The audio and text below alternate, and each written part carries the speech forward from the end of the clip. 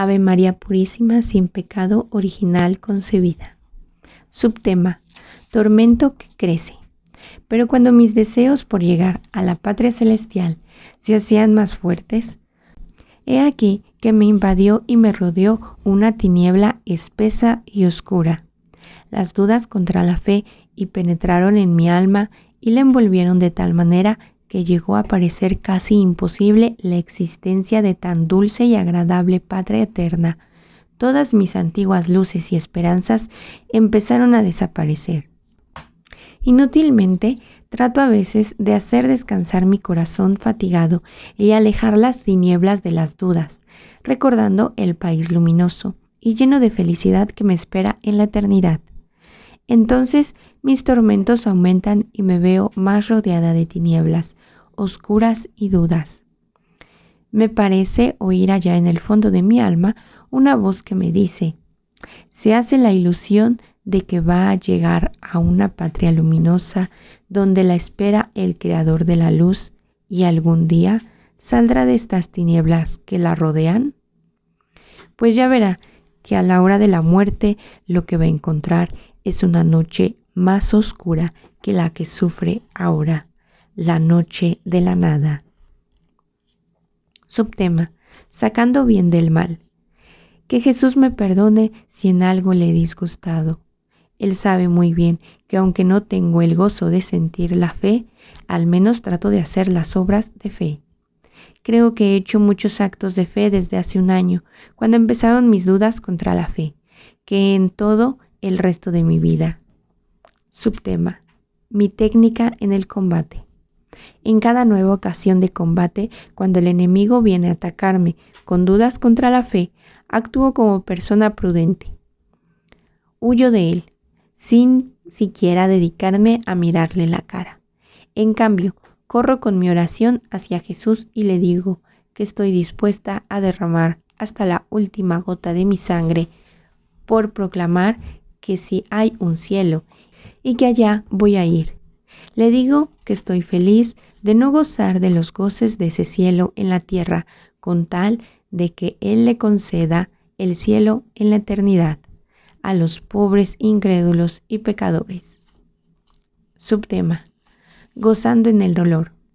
A pesar de que esta prueba de las dudas me quitó todo gozo, sin embargo puedo exclamar: tú me alegras, Señor, con todas tus acciones, con todo lo que me permites que me suceda. ¿Es que puede haber alegría más grande que sufrir por amor tuyo, oh mi buen Dios?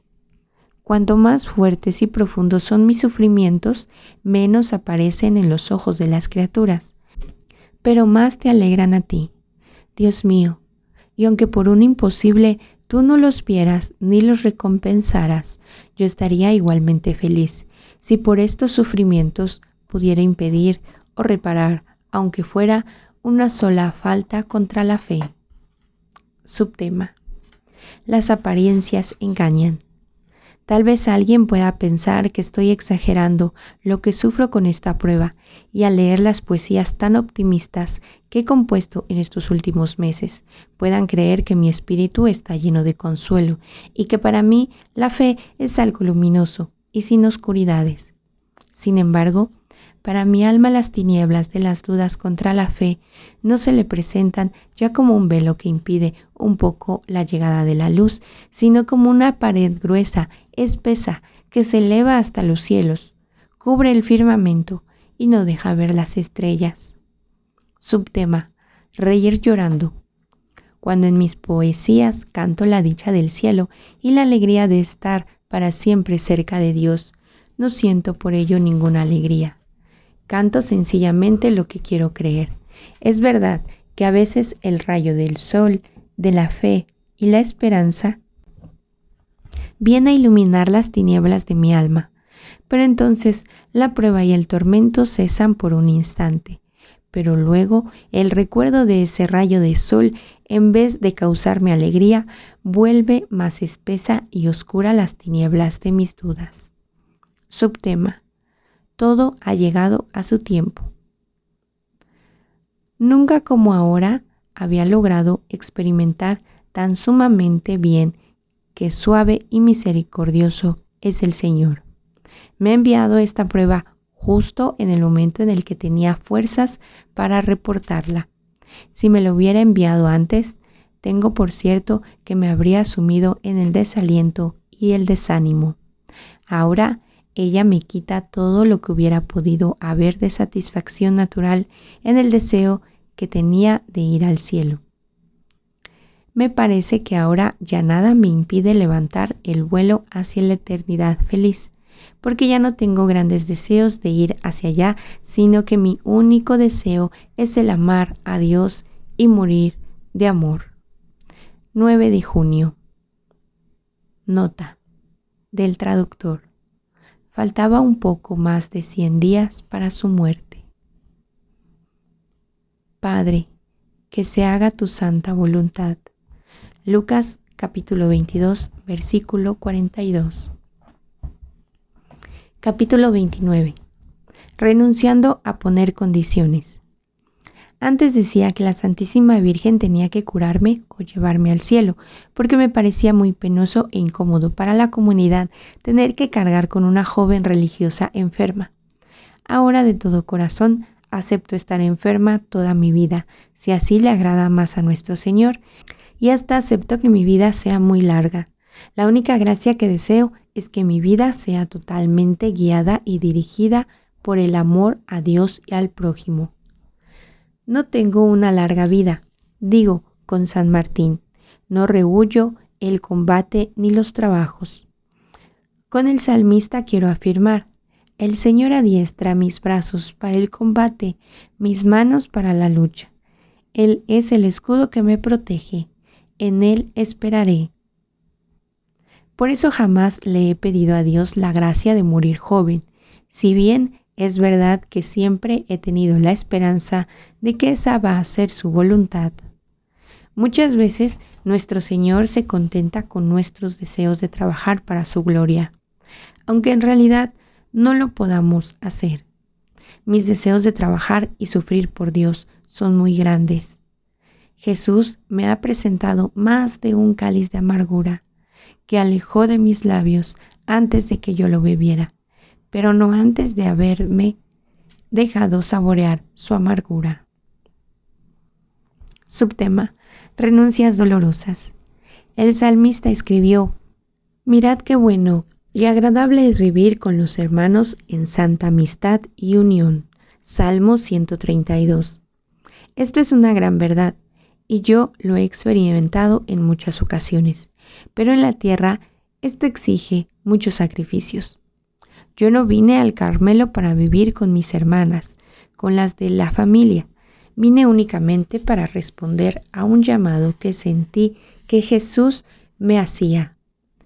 Presentía muy claramente que sería un motivo de continuo sufrimiento el vivir con las propias hermanas, cuando no se quiere conceder la naturaleza que siga sus instintos y sentimientos.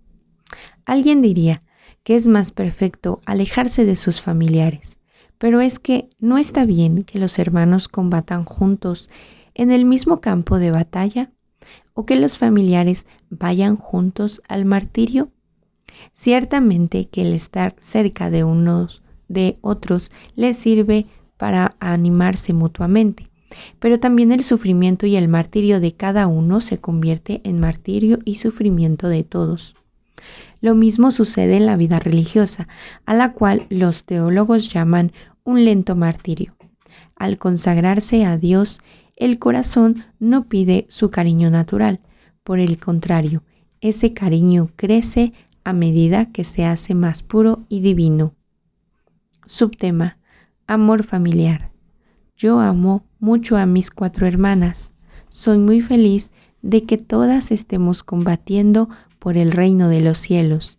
Pero si el general divino, Jesucristo, me expresara su deseo de que me fuera a combatir a otro campo de batalla espiritual, aunque estuviera muy lejano y apartado, estaría pronta a obedecer inmediatamente. Subtema: como la paloma del arca. Desde la entrada a esta arca bendita que se llama Monasterio del Carmelo, he pensado siempre que si Jesús no me llamaba pronto al cielo, mi destino sería parecido al de la paloma que Noé soltó desde el arca al final del diluvio. Volar, volar muy lejos hacia tierras de infieles para llevarles el ramo de la paz. El mensaje del Evangelio. Este pensamiento ha hecho crecer el entusiasmo en mi alma. Me ha hecho planear por encima de todo lo creado. Pensé que también aquí, en el Carmelo, podría haber separaciones y que solo en el cielo la unión de la familia sería completa, eterna para siempre. Y me propuse mirar las cosas de la tierra solo desde lejos, como si las estuviera mirando desde el cielo. Subtema: las separaciones. Acepté que si Dios quería, me enviaran a la tierra, muy lejanas en lo desconocido, y acepté algo que me resultaba mucho más amargo, que si esa era la voluntad de Dios, mis hermanas fueran enviadas a países apartados, muy lejos de mí. Nunca olvidaré aquel 2 de agosto de 1896, día en el que partió para las misiones de China el padre Rowland, que me había sido encomendado especialmente para que rezara por él. Aquel día dijeron que probablemente mi querida hermana Paulina sería enviada también a un monasterio de un país lejano. No quería hacer ni el más pequeño gesto para impedir su partida, pero en mi oración experimentaba una gran tristeza. Pensaba que su alma, tan sensible, tan delicada, no estaba hecha para vivir en medio de almas que no pudieran comprenderla. Y muchos pensamientos angustiosos más llegaban en tropel a mi espíritu. Y mientras rugía en mi alma esa fuerte tempestad, Jesús callaba y parecía estar dormido, y no le ordenaba a la tempestad que cesara. Yo decía: Dios mío, todo lo acepto por tu amor, y si tú quieres, quiero sufrir hasta que muera de pena. Jesús se contentó con aceptar mi sufrimiento, y al fin Paulina no fue enviada a un país lejano. Sin embargo, poco después se empezó a rumorar que otras 2 familias iban a ser enviadas a las misiones lejanas, mi hermana Celina y mi prima. Esta noticia me produjo un sufrimiento muy profundo y grande. Imaginaba todas las pruebas, todas las decepciones que tendría que sufrir. El cielo de mi alma aparecía lleno de nubes negras, de sufrimientos y afanes, pero en el fondo de mi corazón permanecía en calma y en paz, porque aceptaba todo lo que el Señor quisiera que sucediera. Y en este caso, tampoco las 2 religiosas fueron enviadas a lejanas tierras. Subtema: ir de misionera.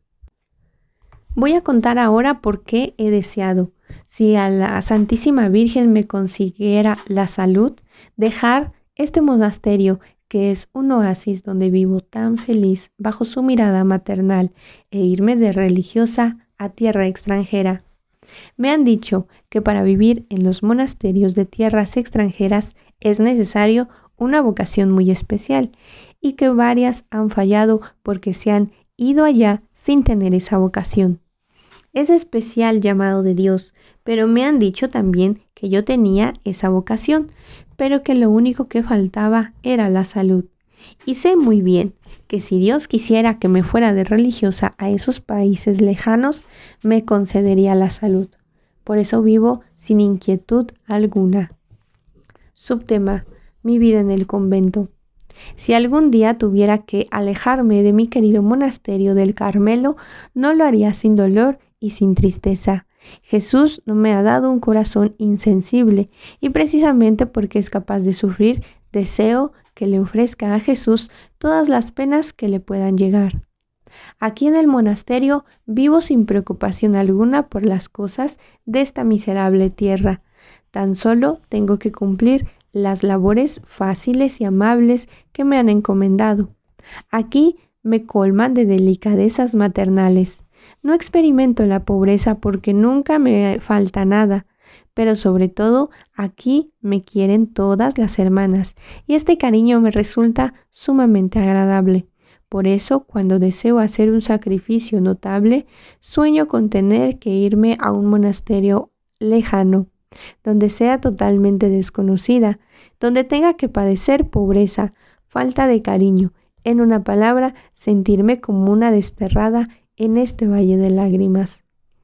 Por cierto, si tuviera que dejar todo esto, que me resulta tan amable, no sería con la intención de hacerle un favor al monasterio del Carmelo que me quisiera recibir, indudablemente que allá haría todo lo que de mí dependiera, pero conozco mi incapacidad y sé que aún con mi menor voluntad no lograría hacer mayores cosas, pues como acabo de decir, no tengo habilidades para las cosas de la tierra. Mi único fin allá sería cumplir la voluntad de Dios, sacrificarme por Él, del modo que mejor le pareciera. Si tuviera que partir para lejanas tierras, estoy segura de que no tendría ninguna decepción por los sufrimientos que allá me esperan, pues cuando se espera recibir un sufrimiento crudo, sin mezcla de consuelo, toda alegría que llegue, aunque sea pequeña, resulta una sorpresa inesperada. Y el mismo sufrimiento se convierte en alegría cuando se le acepta como un tesoro regalado por el mismo Dios. De ninguna manera quisiera yo partir para las misiones con el fin de gozar el fruto de mis trabajos. Si esto fuera lo que iba a buscar, ya no gozaría de esta gran paz que me acompaña. Si este fuera el deseo que tengo hasta sufrir por no poder ir a trabajar en tierra de misiones. Desde hace mucho tiempo no pertenezco, he entregado por completo mi voluntad a Jesucristo, por lo tanto acepto totalmente lo que Él permita que suceda. Jesús me concedió el atractivo por llegar a tener una vida que me hiciera sentir un destierro total en esta tierra, y me preguntó si aceptaría beber este cáliz de amargura que Él me presentaba, pero Él, retirando su mano, me hizo comprender que se contenta solamente con que se le hubiera aceptado tomar.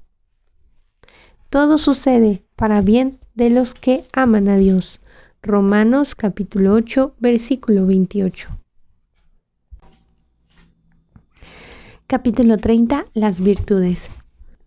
Subtema: Excelencias de la obediencia.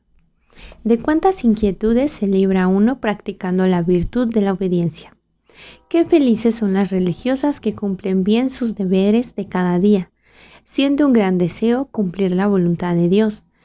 Manifestada en las órdenes de las superioras, están siempre seguras de andar por el buen camino, sin temor de equivocarse.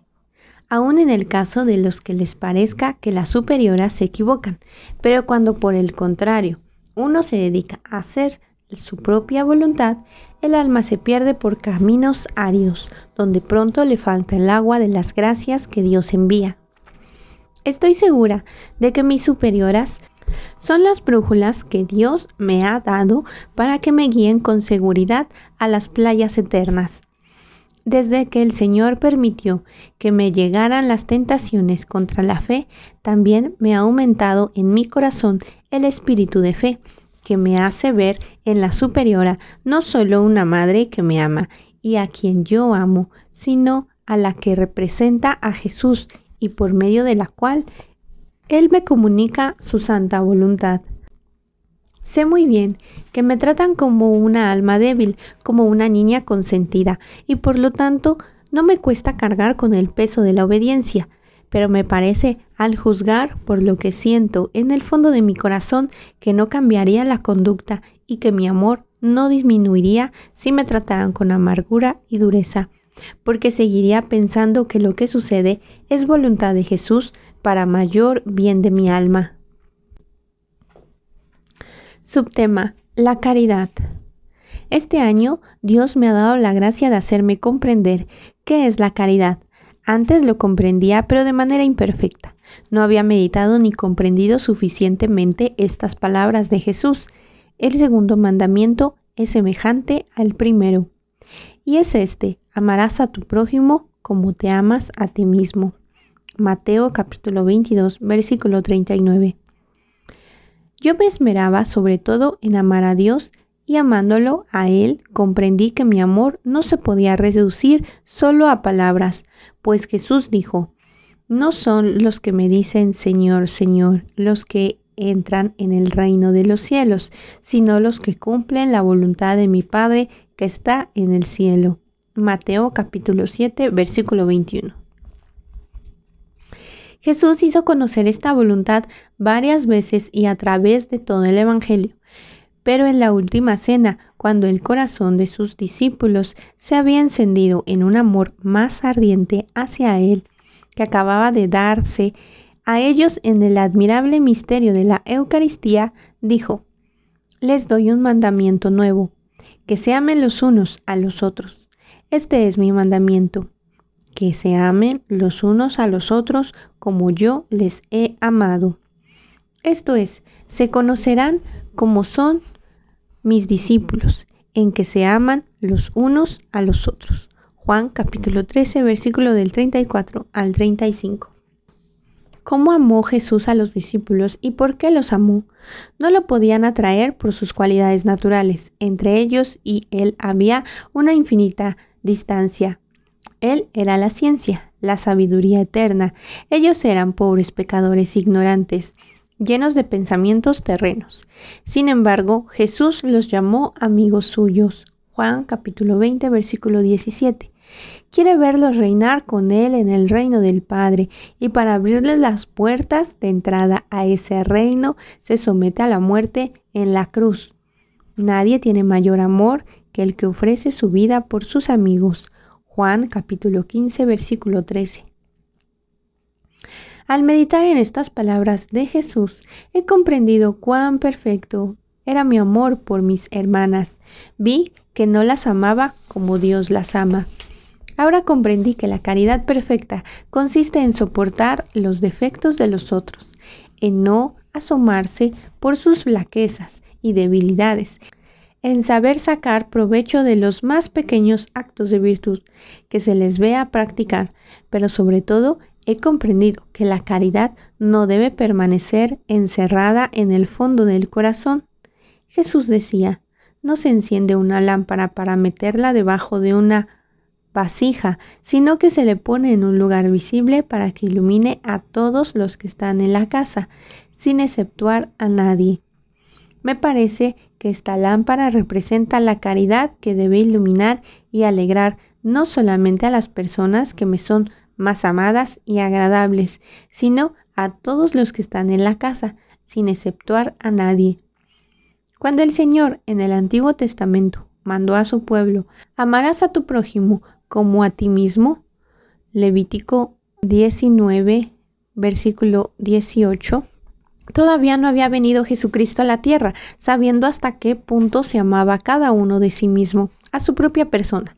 Le pareció a Dios que no debían pedir a sus criaturas un amor mayor hacia los demás, que el que cada cual se tiene a sí mismo.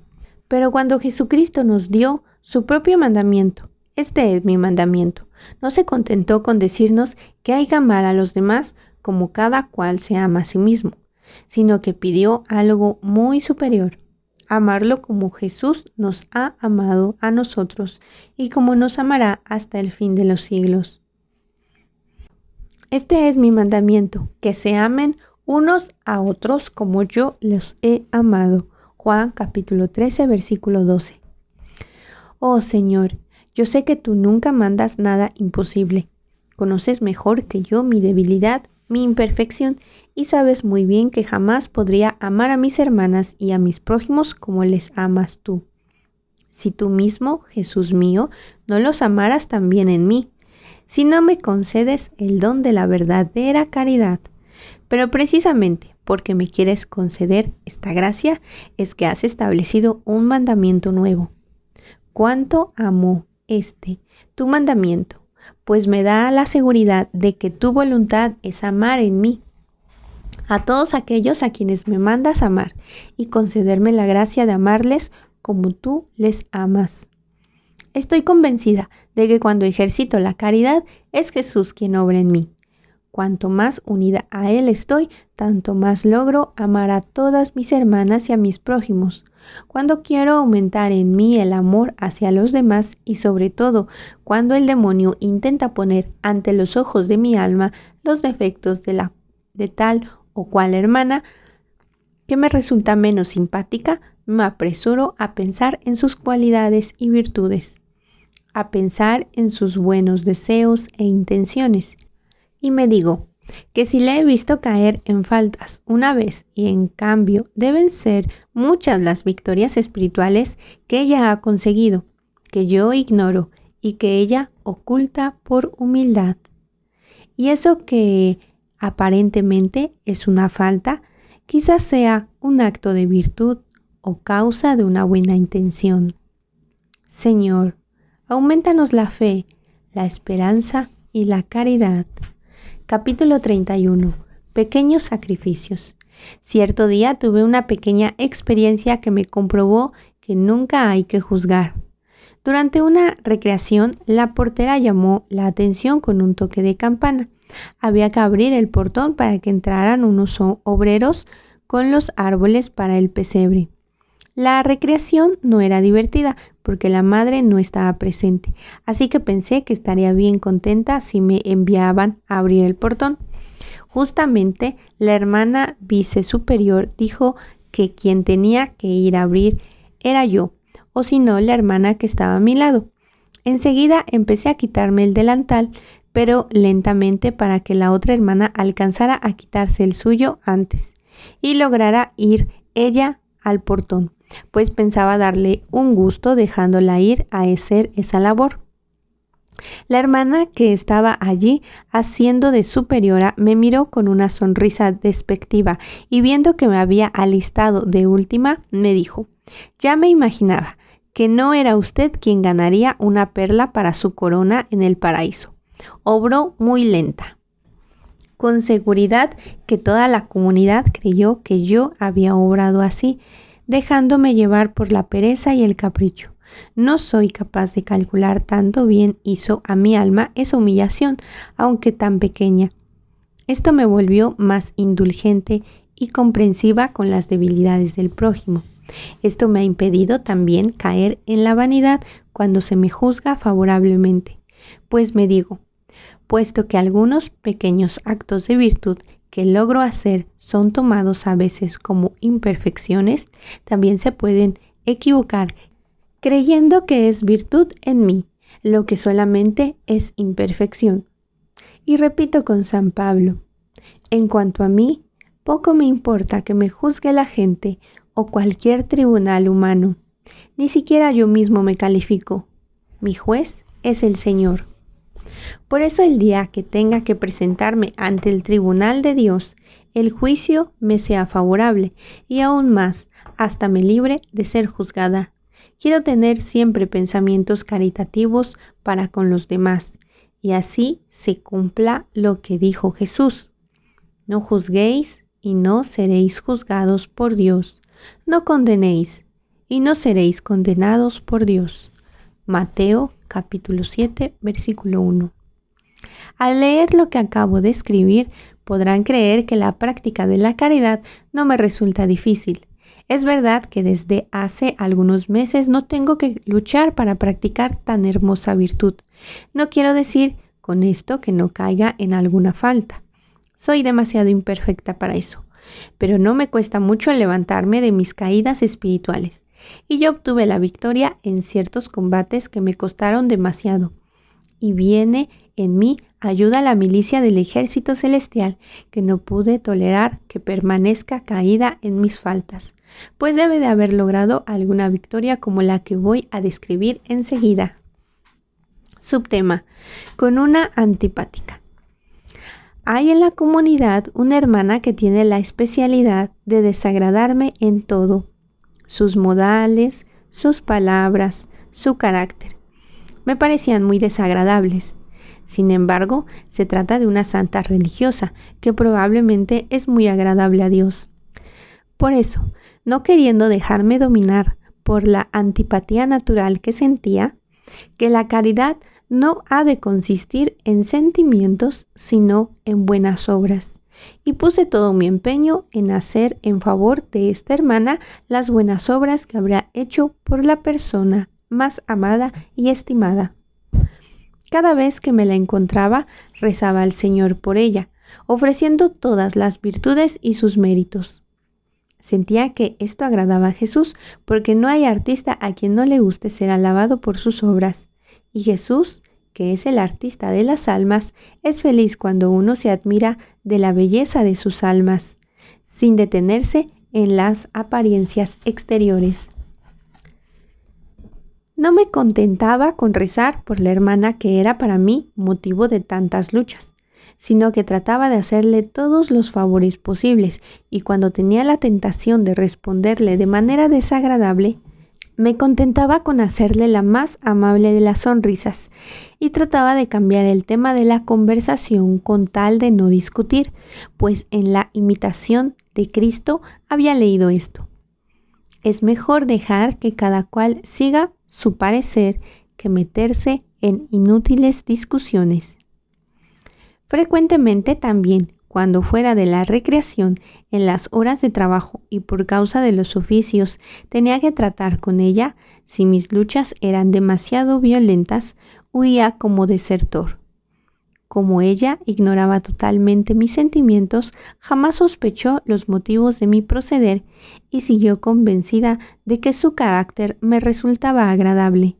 Cierto día me dijo, toda contenta, estas palabras: ¿podría decirme, Sor Teresa del Niño Jesús, qué es lo que tanto le atrae de mí? Cada vez que me mira, la veo sonreír. Ah, lo que me atraía era Jesús escondido en el fondo de su alma. Jesús que hace dulce lo amargo. Le respondí que sonreía porque estaba contenta de verla. Se entiende que no agregué que era desde el punto de vista espiritual. Subtema: la huida. He dicho que mi último recurso para no ser vencida en los combates es huir como un desertor. Ya empleaba este recurso desde el noviciado y siempre me ha producido excelentes resultados. Voy a citar un pequeño ejemplo. Durante una de las bronquitis de la superiora, fui muy de mañana a dejarle las llaves de la sacristía, pues era sacristana. En el fondo no me disgustaba, sino que me alegraba la idea de ir a visitarla, pero me guardaba muy bien para no demostrarlo. Una hermana animada del celo santo y que por demás que quería mucho, creyó que yo era a despertar a la enferma, quiso quitarme las llaves de mi mano, pero yo era demasiado sensible para dárselas y ceder mis derechos. Le dije lo más delicadamente posible que yo deseaba tanto como ella que la madre no se despertara, pero que a quien le correspondía devolver esas llaves era a mí. Comprendo ahora que habría sido mucho más perfecto ceder ante esta hermana, que aunque muy joven era más antigua que yo. No lo comprendí así entonces y me empeñé en entrar detrás de ella, aunque ella empujaba la puerta tratándola de cerrar para impedirme pasar. Y pronto sucedió lo que nos imaginábamos. El ruido que hacíamos empujando la puerta despertó a la enferma y la hizo abrir los ojos. Entonces toda la culpa cayó sobre mí. La hermana con la cual había estado compitiendo empezó a echar un discurso cuyo contenido era el siguiente: es Sor Teresa del Niño Jesús quien ha hecho todo este ruido. Dios mío, qué antipática es. Yo me pensaba todo lo contrario, tenía muchas ganas de defenderme. Felizmente se me ocurrió una idea brillante. Pensé que si empezaba a tratar de buscar excusas y defensas, seguramente no iba a poder conservar la paz en mi alma. Y estaba segura de que no tenía la suficiente virtud para dejar que me acusaran sin protestar ni contestar. Mi última tabla de salvación era la huida. Dicho y hecho. Me fui sin bombos ni platillos, dejando que la hermana continuara su discurso que se parecía a las imprecaciones que el antiguo orador Camilo lanzó contra la ciudad de Roma. Mi corazón palpitaba tan fuerte que no pude llegar muy lejos y me senté en la escalera para gozar en paz los frutos de mi victoria. Esto no era una gran valentía, pero creo que vale más no exponerse al combate cuando la derrota es segura. Cuando pienso en los tiempos de mi noviciado, veo qué imperfecta era. Me afligía por tantas pequeñeces que ahora me producen risa. Qué bueno es el Señor que ha hecho progresar a mi alma y le ha dado alas para elevarse hacia niveles más altos. Todas las redes de los enemigos de mi alma no pueden atemorizarme, pues repito las palabras de los proverbios. Inútilmente se tienden las redes y trampas si las aves las logran ver, distinguir y alejarse de ellas. Seguramente que dentro de un tiempo me parecerá también lleno de imperfecciones este tiempo actual, pero ahora no me sorprendo de nada, no me aflijo al ver que soy la debilidad misma. Por el contrario, en ella me glorío y cuento con descubrir en mí cada día nuevas imperfecciones. Me glorío en mis debilidades para que aparezca el poder de Cristo. Segunda carta de los Corintios, capítulo 2, versículo 9. Subtema: hacer favores difíciles. Recordando aquella frase de la Escritura que dice: la caridad cubre la multitud de los pecados. Santiago, capítulo 5, versículo 20. Quiero excavar en mis recuerdos para encontrar esa mina en la cual Jesús ha permitido que yo descubra tesoros para la vida eterna. Jesús en el Evangelio, para explicar su mandamiento nuevo de amarnos los unos a los otros, como Él nos ha amado, nos dice: amen a sus enemigos, recen por los que los persiguen. Lucas capítulo 6, versículo 27. En el monasterio del Carmelo no hay enemigos, pero sí hay simpatías y antipatías. Alguien se siente atraída hacia tal hermana, mientras daría un gran rodeo para evitar encontrarse con tal otra que le causa repulsión. Pues bien, Jesús me dice que hay que amar a esa hermana, rezar por ella, aunque su modo de proceder parezca decirme que ella no me quiere. Jesús decía: si amas solamente a aquellos que les aman, ¿qué mérito tienen entonces? También los que no tienen religión aman a los que las aman a ellos. Y no basta con amar, es necesario demostrar que en verdad amamos a los demás. Subtema: los favores inoportunos. Se siente felicidad al hacerle un regalo a una persona amiga, y más si se logra proporcionarle una sorpresa. Pero esto no es caridad totalmente cristiana, pues también los pecadores y los sin religión lo hacen. Pero Jesús manda: dale a quien te pida y no le reclames a quien se quede algo tuyo. Dar a todas las personas que piden es menos agradable que regalar por impulsos del propio corazón. Y aún más, dar cuando piden, de manera muy amable, no cuesta tanto. Pero si por el contrario, emplean palabras poco amables y hasta molestas, el alma, si no está bien afirmada en la caridad, es rebelde. Encuentra 1000 razones para negarle a dar lo que le pide, y solamente después de haberle hecho ver a quien pedía lo importuna y falta de delicadeza que fue su petición, entonces le concede como un favor especial lo que le había pedido. O sea, en hacer el pequeño favor gasta mucho menos tiempo que el que emplea en alegar sus derechos y contrariedades. Si es difícil dar a todo mundo lo que pide, es mucho más difícil permitir sin reclamar que se lo lleven lo que nos pertenece. Hecho que es difícil, pero quizás sería mejor decir que parece difícil, porque el Señor ha dicho: mi yugo es suave, mi carga es ligera y liviana. Mateo capítulo 11, versículo 30. Cuando se acepta lo que Dios permite, se experimentan enseguida su suavidad y se pueden exclamar con el Salmo 118: correré por el camino de sus mandatos, Señor, cuando me ensanche el corazón. Solo el amor a Dios y al prójimo logrará ensanchar el corazón. Desde que esta llama del amor, la caridad, ha encendido mi corazón, yo corro con gozo por el camino del mandamiento nuevo de Jesús. Oh Jesús, que logre seguir siempre corriendo por este camino hasta que consiga unirme a aquel enorme coro que sigue el Cordero en el cielo, cantando un cántico nuevo, y ese cántico será el canto del amor a Dios y al prójimo. Jesús, manso y humilde de corazón, haz mi corazón semejante al tuyo.